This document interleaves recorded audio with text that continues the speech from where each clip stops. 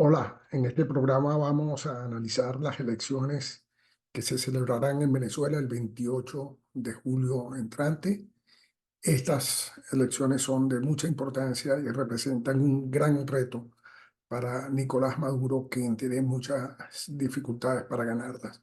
Si estás interesado en conocer sobre las elecciones que se realizarán en Venezuela, quédate con nosotros en otro programa de Política sin Pasiones.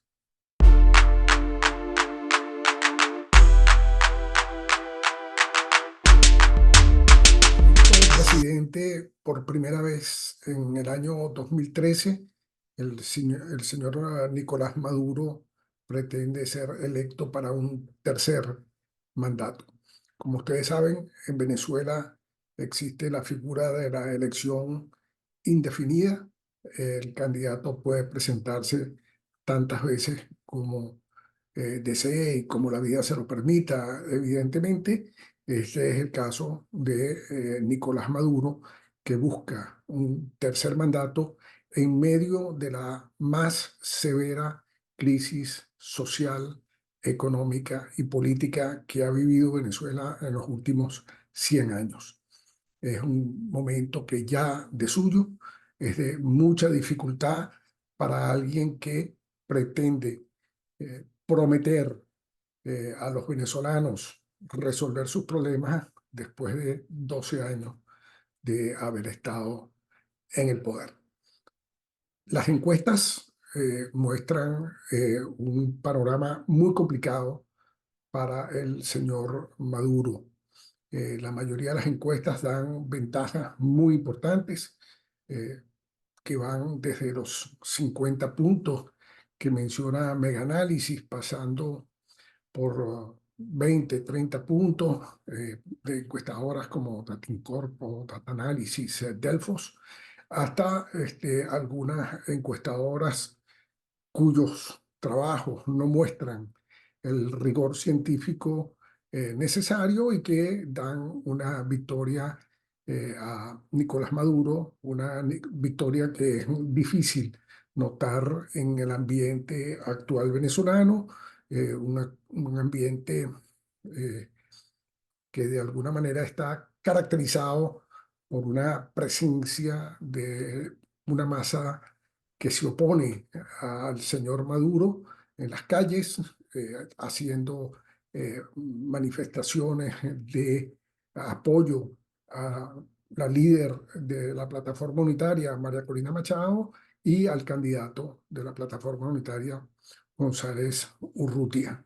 Es así como estamos yendo a un proceso electoral en el que si la situación de las elecciones se presenta con la debida, la mandada por Constitución, rigurosidad en términos de los asuntos técnicos que se deben respetar, no hay ninguna duda de que Maduro, si las elecciones fuesen hoy, sería claramente derrotado.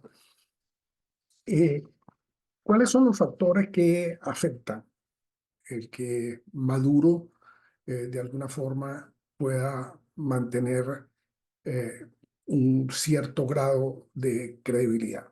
Lo cierto es que, como mencionamos antes, si bien es cierto que muchos problemas de escasez se han resuelto, está ahora el problema de poder adquirir los productos. El salario mínimo venezolano es el más bajo del continente, vergonzosamente bajo, podríamos decir. Muchas personas no tienen acceso a la canasta básica, al punto de que es el mismo régimen el que de alguna forma trata de paliar la situación a través de la venta de unos kits de comida, de los cuales muchas veces la gente se queja por lo inapropiado desde el punto de vista del balance alimenticio, y muchas veces porque algunos de estos alimentos vienen contaminados con animalitos gorgojos que vienen dentro del arroz o de la pasta, y que por supuesto hacen que estos alimentos no sean consumibles. Entonces, esta situación en la que los venezolanos están viviendo una especie de condición menesterosa, hace que sea muy difícil que puedan creer en las promesas de una persona que ya tuvo 12 años en el poder y que durante esos 12 años no ha podido resolver ni remotamente los grandes problemas que afecta a Venezuela. ¿Cuáles son esos problemas? Bueno, tenemos severos problemas de infraestructura.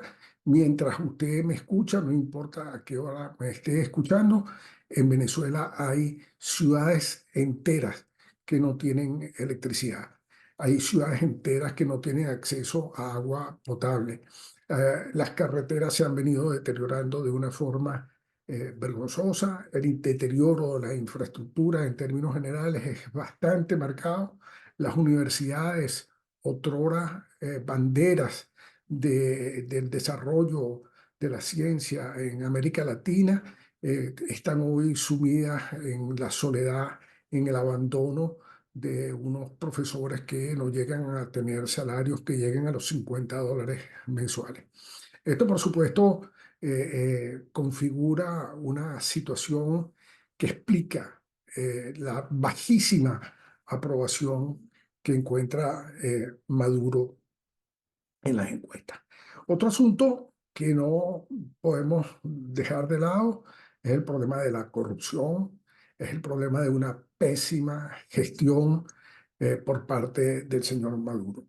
La corrupción campea en Venezuela, no es solamente la corrupción en volúmenes siderales, como es la desaparición de casi 30.000 millones de dólares de la industria petrolera a manos presuntamente del señor Tarek El Aissami y toda una red de corrupción que funcionaba y que se tejía alrededor de él y en donde el dinero no ha podido ser recuperado, donde estos señores ni siquiera han sido juzgados, donde no se sabe si este dinero en algún momento volverá a las arcas públicas y donde muchas personas inclusive dudan de la veracidad del castigo que se está imponiendo. Algunos creen que inclusive esto no es más que una pantalla para hacer creer que el régimen se ocupa del asunto de la corrupción. En cuanto a la gestión, ya mencionamos los problemas de infraestructura, hay graves problemas en la salud, graves problemas en la educación, graves problemas en casi cualquier asunto que competa al gobierno. Una persona para ser intervenida quirúrgicamente en Venezuela debe llevar desde las sábanas de las camas hasta el equipo quirúrgico necesario para ser intervenido quirúrgicamente. Esto, por supuesto, es una situación que clama ante los ojos de Dios en un país donde se han dilapidado miles de millones de dólares y donde todos los días se explotan toneladas de oro cuyo destino la mayoría de los venezolanos desconocen. El apoyo internacional de Maduro también se ha ido diluyendo, inclusive ha recibido presión de lo que uno consideraría que son sus socios, ha recibido presiones de Gustavo Petro, ha recibido presiones muy marcadas de Lula da Silva, ha recibido, por supuesto, presiones de los Estados Unidos, unas presiones de Estados Unidos quizás un poco blandas, si me perdonan el uso de la palabra. Recientemente un vocero del Departamento de Estado dijo que los venezolanos aspiraban a unas elecciones libres. Eh, yo escribí un Twitter donde le decía a este señor que la elección es un derecho humano y que como tal se reclama el ejercicio de ese derecho y la protección de ese derecho. No es una simple aspiración. Uno no puede devaluar el derecho de los venezolanos a una elección, convirtiéndolo simplemente en un asunto que aspira que si se da está bien y que si no se da, entonces no importa. Lo cierto es que nos encontramos en que muchos expertos coinciden que el 28 de julio Maduro va a ser derrotado en las urnas. Sin embargo, y esto lo vamos a dejar para otro programa, muchos analistas insisten en que Maduro apelará al fraude y que a través del fraude y su poder y su control sobre el resto de las instituciones en Venezuela se proclamará presidente el 28 de julio. Sin adelantarles el próximo programa, en mi opinión, estos analistas, estos opinadores están equivocados, porque en las elecciones venezolanas los rusos también juegan y la oposición ha venido armando todo un sistema para vigilar el proceso electoral al máximo, de forma tal que lo que veamos la noche del domingo 28 de julio sea una expresión popular, sea la expresión del pueblo, que las máquinas hayan contado los votos como lo tenían que contar y que la suma de esos votos de lo que la gente espera, que es evidentemente una victoria de Edmundo González Urrutia.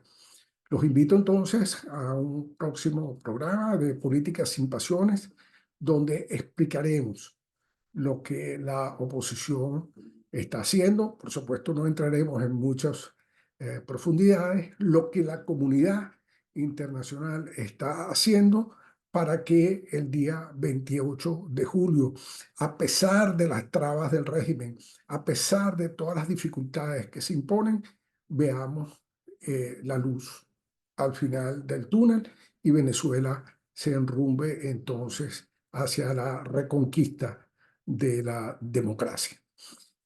Les agradezco haberme acompañado este rato. Esta fue una nueva entrega de Política sin Pasiones.